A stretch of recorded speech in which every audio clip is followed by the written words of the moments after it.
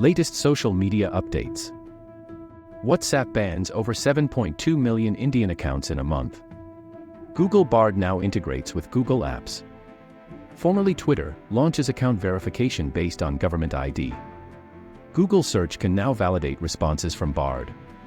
Microsoft removing Cortana in Teams Mobile, Microsoft Teams Display, and Microsoft Teams Rooms. Google Slides will show your collaborators' cursors in real time. The Play Store rolls out auto app archiving option for everyone. Amazon launches new affordable homeownership program. WhatsApp set to roll out animated avatars for video calls. The next iteration of Meta's Ray-Ban Stories glasses are close to launch. Microsoft Paint finally adds Photoshop-like transparency and layers. TikTok rolls out new label for AI-generated content. YouTube adds new clips insights to further inform content strategy.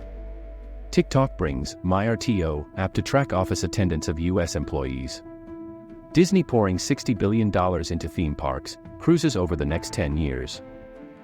For more digital trends, visit karanvalidi.com.